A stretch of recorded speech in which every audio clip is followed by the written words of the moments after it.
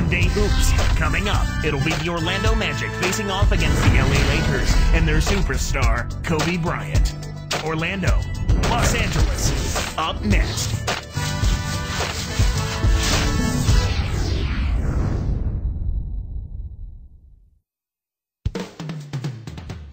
It's interconference NBA basketball as the Magic are back on the road.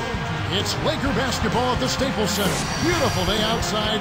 We are live in downtown Los Angeles. Welcome to our 2K Sports broadcast. Kevin Harlan here with Clark Kellogg, bringing you the NBA on a Monday afternoon. A look at the starting group for the Magic. Nelson and Carter are manning the backcourt. Shard plays the 4 with Howard at the 5, and Pietrus. And for the Lakers, Artest, Gasol, and Bynum are the front court. Fisher and Kobe man the backcourt.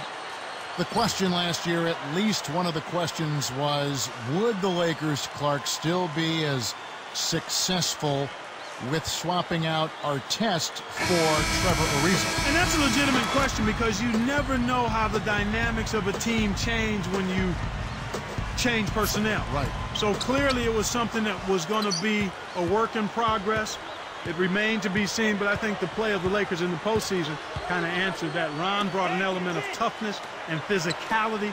Now, he can be a little wayward and a little bit of he can be a little wayward with some of his decisions, but typically he overcomes that with his effort and his tenacity and his versatility, I think, at the defensive end of the floor. And an older guy for a younger, promising, rising player like Trevor Ariza. Yeah, and in the context of the makeup of the Lakers team, I felt Phil Jackson and the coaching staff and the organization and his teammates felt that this would be a good added piece. And so far, that's proven to be true. Very good point. Let's go to our great sideline reporter, Doris Burke, for an update. Doris? Well, Kevin, prior to last season, Kobe Bryant emailed Hakeem Olajuwon, the legendary center, who he credits as, quote, the greatest post player ever, and asked if he'd work with him on his post game. Kobe took what he learned and trained on it every day and then put it to good use in the regular season. And guys, Kobe's footwork was already scary. To improve even more certainly helps explain what a great season he had. Back to you. Nice stuff, Doris. Thank you. Here is Nelson after Pau Gasol's bucket. The alley-oop.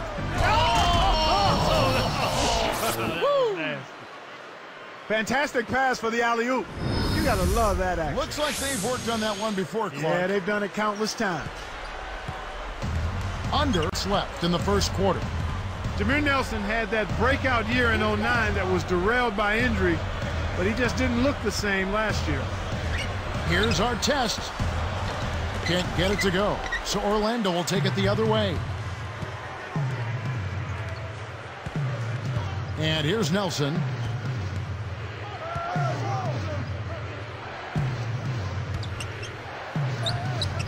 And good as he lays that one up. Nelson's got his first points of the night. Yeah, back to Jameer, Clark. He saw his points per game fall as well as his field goal percentage. And injuries had a lot to do with that. I mean, you just hope to see Jameer healthy for a full season, and then you'll probably get a better taste of what he's about. A moment to check in with Doris, and he slams it home. Here's the replay on the Sprite Slam Cam. Great D leads to easy offense. The Lakers off to a slow start. 6-point game. Fisher with the ball. Outside Artest. Just 5 on the clock. Covered by Pietrus. There's the buzzer, and that's a shot clock violation. And some changes here for the Lakers. Matt Barnes is checked in for Artest, and Steve Blake is subbed in for Derek Fisher. Then for the Magic, Quentin Richardson's checked in for Pietrus, and it's Duhon in for Jameer Nelson.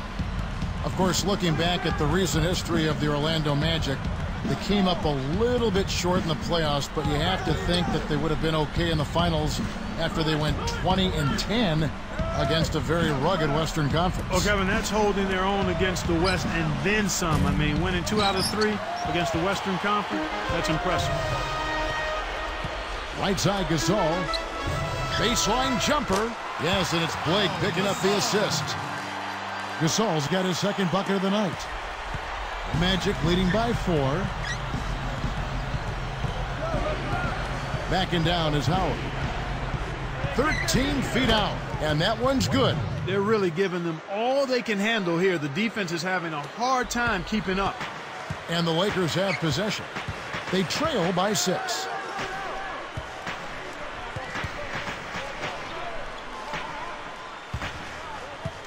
Richardson against Barnes.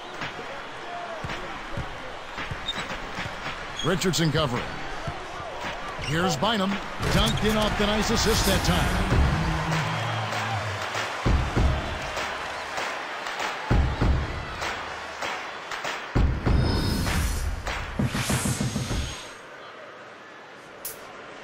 Here is Duhan. 1:10 left in the first. And now the first timeout called here for the Magic. All right, attendance center. Look who's coming on the court. Come on and get loud for your Laker girls. My game's fitting is an 85. I'm a Hall of Fame with Laker pride. I pop outside, I take it inside. I cross your over with that old school dribble. Some changes for the Lakers. Ratliff is checked in, and it's Odom in for Pau Gasol.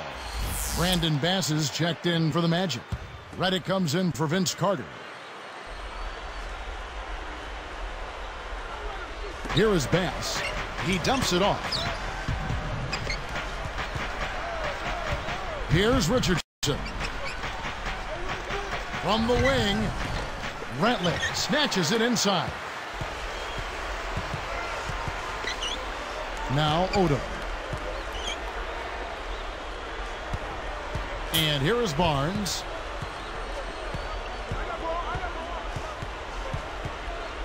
Back to Odom. Now Blake. Clock is at 3. Bryant sets a pick. The tray. Blake misses. Boy, he had a good look. I think everyone here was a bit shocked to see that one not fall through. We've got a 9-second difference between the shot clock and the game clock. Duhan with the ball. Launches it. Gets it to the fall. Here's Blake. 7-point differential. Here's Barnes. Richardson covering. And count that bucket right there. He keeps with it, and now a free throw shot for him.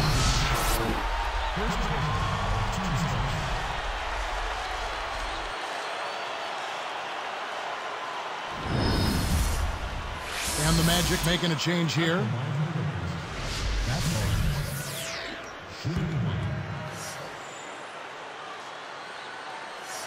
He can't complete the three-point play.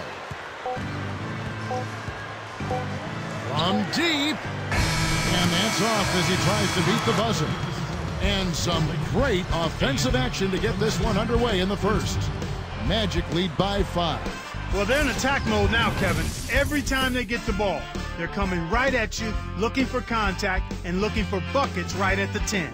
And we'll return momentarily.